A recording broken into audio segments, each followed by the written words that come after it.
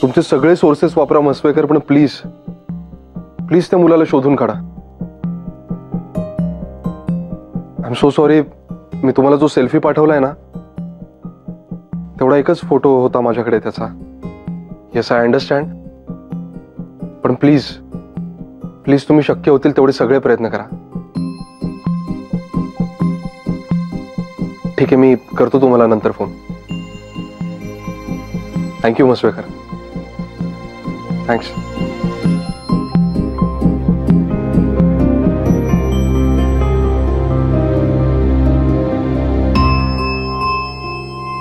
अरे त्या मंग्यासाठी त्या म्हस्वेकरांना फोन केला होतास? हो ना, ते नक्की शोधून काढतील त्यांना. माझं एक ऐकणार आहेस का? पहिली गोष्ट म्हणजे एवढा अपसेट होऊ नकोस. तू इथे अपसेट होऊन तो मुलगा लवकर सापडणार आहे का मला सांग? नाही ना? नाही रे, मला कबूल आहे. अगदी थोड्या वेळासाठी तो मुलगा तुला भेटला, पण तुला त्याचा खूप लाळा लागला. पळून गेल्यामुळे तुला वाईट वाटतंय, अनेक विचार डोक्यात येत आहेत, सगळं कबूल आहे मला. पण हे बघ, तो मुलगा अचानक तुझ्या आयुष्यात आला, तसा अचानक निघून गेला. असं घडतं ना बरेचदा. आणि तू तुझ्या परीने सगळे प्रयत्न करतोच आहेस ना. पोलिसांना, त्या तुझ्या म्हस्वेकरांना अनेकदा फोन केलायस ना तू. आणि एक वेगळा विचार असा करून बघ की फुटपाथवर राहणारा एक अनाथ मुलगा, त्याला पोलिसांनी शोधून काढावा अशी तुझी अपेक्षा आहे, बरोबर? अरे पण पोलिसांच्या पुढे ह्याहीपेक्षा महत्वाचे किंवा आवश्यक प्रायोरिटीचे प्रश्न असतातच ना. मला एवढंच म्हणायचंय की तू त्यांच्याकडनं आवाजवी अपेक्षा ठेवू नकोस, तुलाच त्रास होईल. हे बाबड्या, कळतंय का? कळतंय नाना, पण पचत नाहीये. मंग्याचं हे असं अचानक निघून जाणं खूप जिव्हारी लागलंय हो माझ्या. खूप प्रश्न नाचतायत मनात आणि त्यांची उत्तरच सापडत नाहीयेत.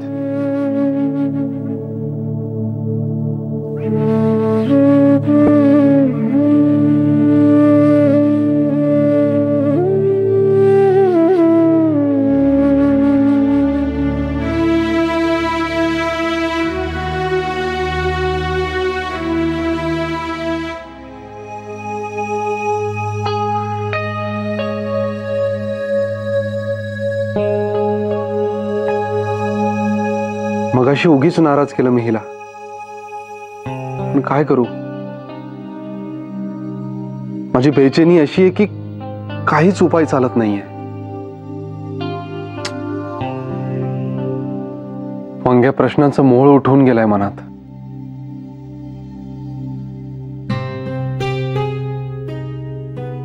नाही, दचकू नकोस. मगाशी मला नाही आदित्य, मला समजतंय, पण आदित्य त्यातून बाहेर पडायला हवं ना आपल्याला. मेघना, स्वतःच्या मनाची खोटी समजूत घालणं मला नाही जमणार.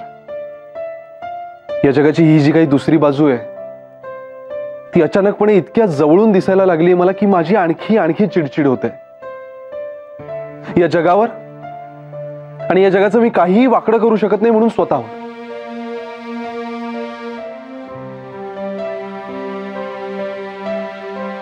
काही करून मंग्याला शोधलं पाहिजे यार, नाहीतर काय?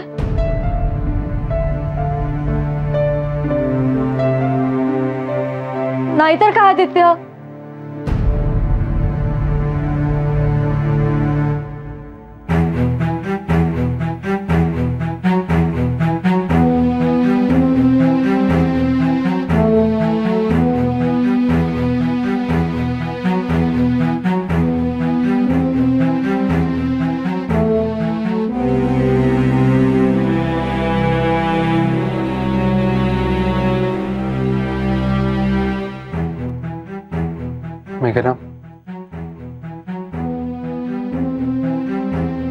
So sorry. मला कळत नाही यार. इट्स ओके आदित्य, मी नाही गैरसमज करून घेतला. मला माहितीये तुला त्याची खूप आठवण येते. मला सुद्धा त्याचा विसर पडणं खूप कठीण आहे आदित्य.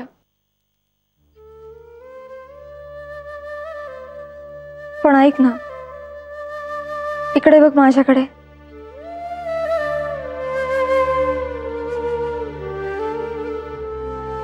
आता आपण ठरवलं ना आपल्या बाळाचा विचार करायचा म्हणून. आपलं बाळ आलं की आपण सगळं विसरून जाऊ. बाय द वे,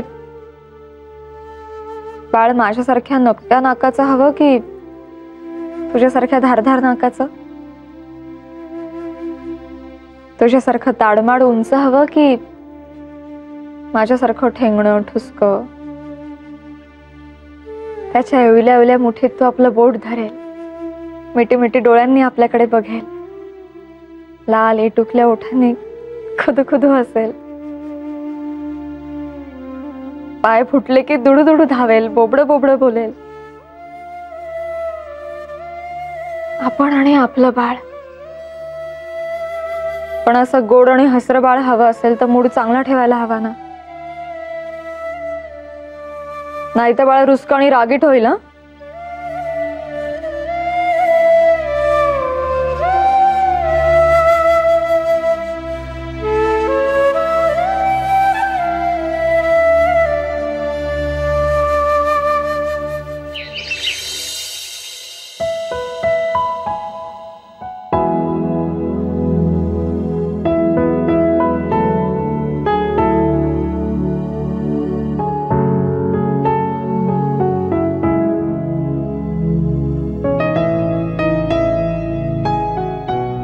मेघना, जनरली लोक कांदा कापताना रडतात ग, तू हसतीयस काय मॅडम? काय विशेष? काही नाही होत आई. फक्त एकाचा मूड खराब असेल तर दुसऱ्यांना चांगला ठेवायलाच हवा ना. हो, हे मात्र बरोबर आहे. आदित्यला ना आपण चेअरअप करायलाच हवं. त्याच्या डोक्यातून मंग्याचा विषय गेलाच पाहिजे आणि तो सुद्धा आपोआप. ओ माई, मेघनाताई, मेघनाताई, हे घ्या घ्या, बर्फी घ्या. कशाची? अहो त्या दामले काकू आहेत ना, त्यांच्या मुलीला मुलगी झाली. खूप खुशीत आहेत सगळे. घ्या ना, घ्या, तुम्ही पण घ्या. अगदी भरगच्च जावळ आहे. नुसता धुमाकूळ चाललाय त्यांचा. अहो वाटेत जाताना त्या विमलताई आहेत ना, अंगाला लावणाऱ्या, त्यांना जाऊन निरोप द्यायचाय. आता घरभर नुसता ओव्याच्या धुरीचा आणि वेखंडाचा वास. मला भारी आवडतो हा तो वास. अहो माझं बाळणपण माझ्या सासवीनेच केलं, पण अगदी कौतुकाने बरं का. सगळं दूध तूप अगदी यथास्थित. खारकेची खीर, खसखशीची खीर. दोन्ही मुलं अंगावरचं दूध पिऊन कशी अगदी तब्येतशीर झाली. तेही हवंच ना. आणि काय हो मेघनाताई, तुमचा नंबर केव्हा लागणार? काय आहे ना विचार? काही बोलत नाहीये म्हणजे होत असणार नाही का? अहो हो म्हणावंच लागेल, कारण कसं आहे, सगळ्या गोष्टी वेळच्या वेळी झालेल्या बऱ्या, हो की नाही?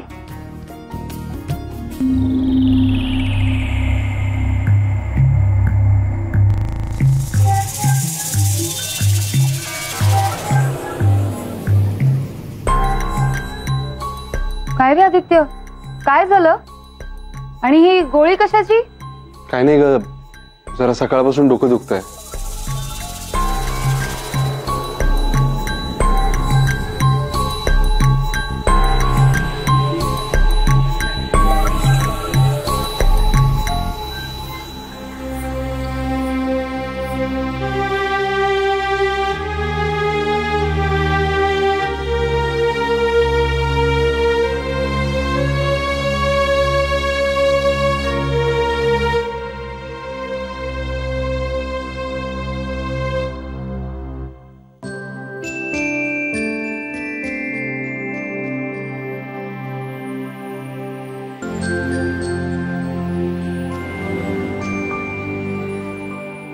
नाना, तुम्हाला ते सिनियर सिटीजन क्लबचे पेपर्स द्यायचे होते ना त्या हेल्थ ऑर्गनायझेशनला? येस येस येस, तेच काढतोय मी. ते ऑफिस आणायचे तुझ्या ऑफिसच्या शेजारीच आहे ना. बरंच झालं. बघा ना, इतक्या वर्षांपासून ते ऑफिस आमच्याच मजल्यावर आहे, पण मी कधी पाहिलंच नाही त्याच्याकडे. तिथे इतकं चांगलं काम चालतं याची कल्पनाही नव्हती मला. एनिवे, मी देतो ते पेपर्स. हो, द्यायचे आहेत ना फक्त? हो हो, फक्त द्यायचे. तिथे एक श्रीराम पडबिद्री नावाचे गृहस्थ आहेत, विचार तिथे कोणाला, त्यांना ही फाईल दे फक्त. ओके नाना. आदित्य, बस जरा.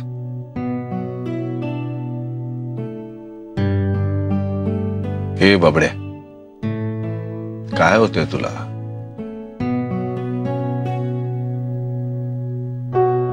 नाना,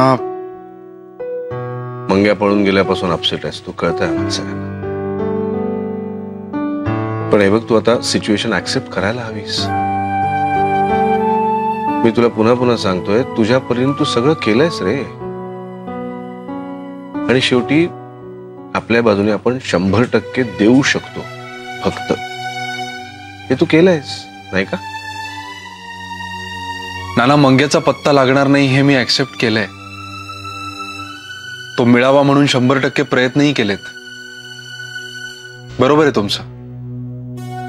पण नाना, मंग्या हा फक्त निमित्त ठरला हो. त्याच्या निमित्ताने मी जे जग बघतोय ना, अनाथ मुलांचं, त्याने मी अपसेट आहे. मंग्या मला फटका मारून जागा करून गेलाय आणि अशी बेचैनी देऊन गेलाय की ज्याचा इलाज माझ्याकडे नाही. तो इलाज, ते उत्तर जोपर्यंत सापडत नाही ना नाना, तोपर्यंत हे असंच राहणार.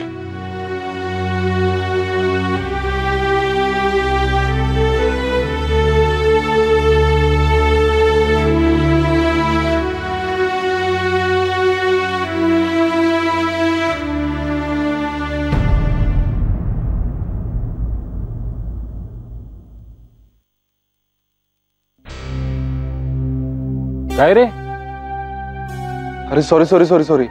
लक्ष कुठे आहे तुझं? नाही सतीश, ते मंग्याचा विचार करतोय. अरे सापडेल तो, दडपण घेऊ नकोस. तुला वाटतं ना असं? ऑफकोर्स. बरं, तू काय ऑफिसला निघालाय? हो. अरे चल, येतो मी. सॉरी. नीट जा रे. हो.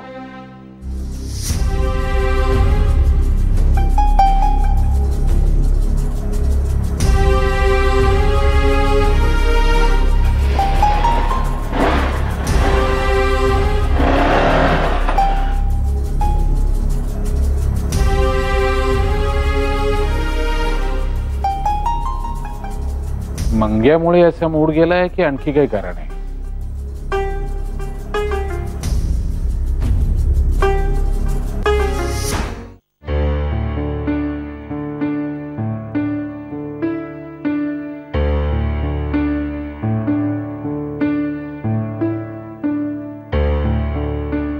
मेघना, हा?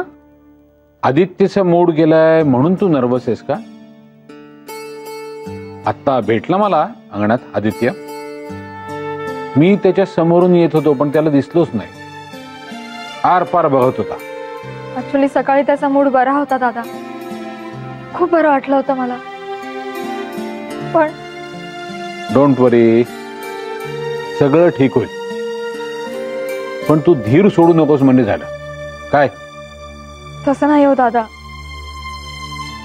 पण त्याच्या स्वभावात नाही ना चिडचिड करणं, रागावणं, म्हणून भीती वाटते मला. खरंय तुझं म्हणणं. मनाला खूपच लावून घेतलं त्यांनी मंग्याचं प्रकरण. थांब थांब थांब थांब थांब, गडबड करू नको. सावकाश सावकाश. हा, केली बाई विजयाने ऑर्डर एकदाची पूर्ण. कमाल आहे पोरीची. खरंय खरंय. दादांना द्या बर्फी. कशाबद्दल? अहो त्या दामले काकू आहेत ना, त्यांच्या लेकीला लेक झाली, त्याचीच बर्फी आहे ही. अच्छा अच्छा अच्छा अच्छा. मेघनाताईंना म्हणाले मी ह्या वेळेस तुमचा नंबर, तर हो म्हणाल्या. बरं का, लक्षात ठेवा. येते मी.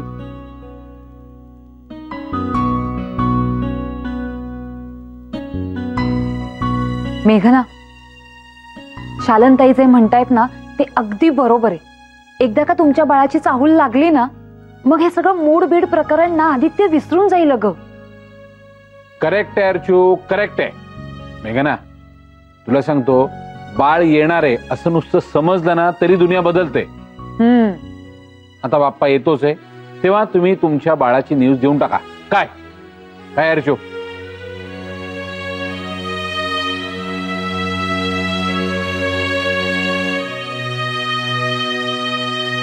चला, उचलणार आहेस ना हे?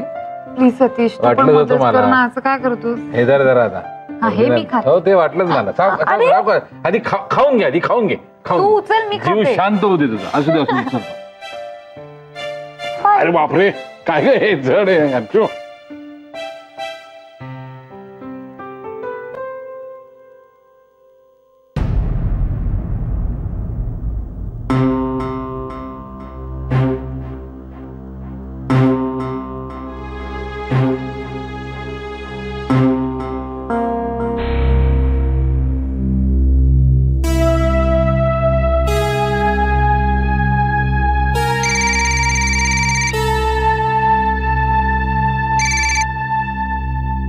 हॅलो,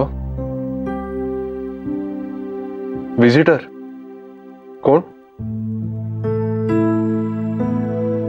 अरे प्लीज प्लीज प्लीज लवकर पाठवा त्यांना आत. थँक्यू.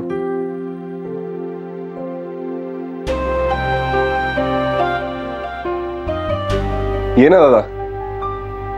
काय रे? अरे काय नाही, इथे बाजूलाच ग्लोबल टॉवर मध्ये मीटिंग होती, तो म्हटलं एवढं जवळ आलोय तर तुला भेटून जाऊया. बरं झालं आलास. वेगळंच वाटतं ना असं बाहेर भेटायला ऑफिसमध्ये वगैरे. आहे ना. बरं, काही खाणार आहेस की फक्त चहा? नाही, दोन्ही नको. ऍक्च्युली चहा झालाय माझा आत्ताच. बस ना.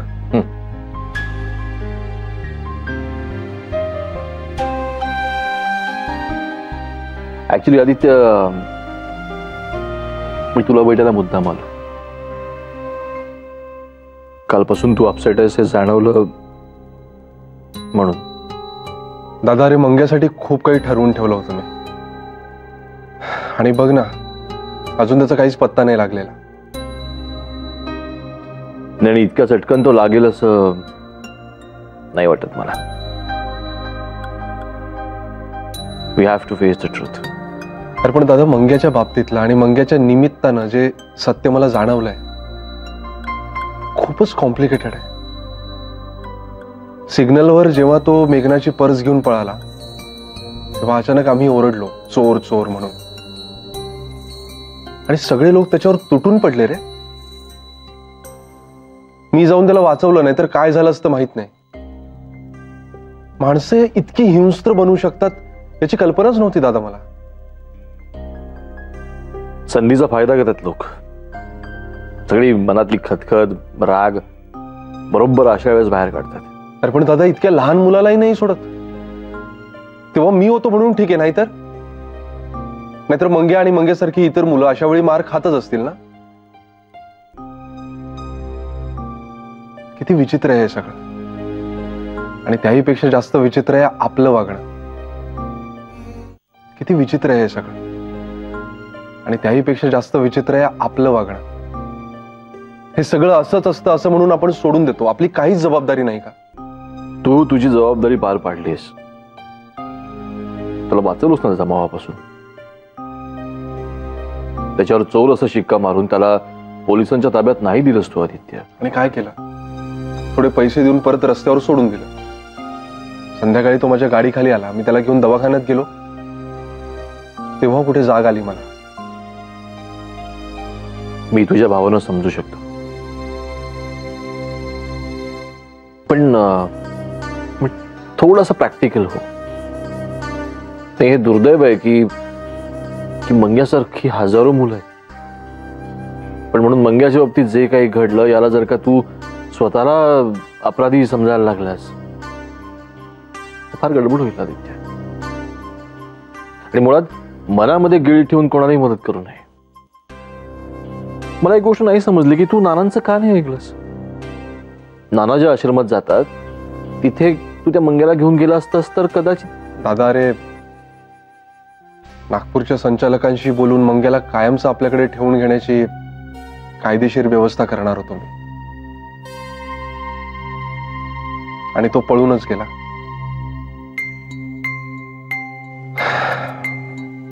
आधी मी तुला पुन्हा एकदा सांगतोय, या सगळ्या प्रकाराकडे जरा वेगळ्या दृष्टीने पहा. प्लीज मनामध्ये गिल्ट ठेवू नकोस. दादा, लॉजिकली तू जे काय म्हणतोयस ना ते सगळं पटतंय, मला कळतंय. पण दादा, एक आयुष्य जे मी सावरू शकत होतो ते माझ्या हातून असं निसटून गेलंय, ही गोष्ट खूप त्रास देते मला.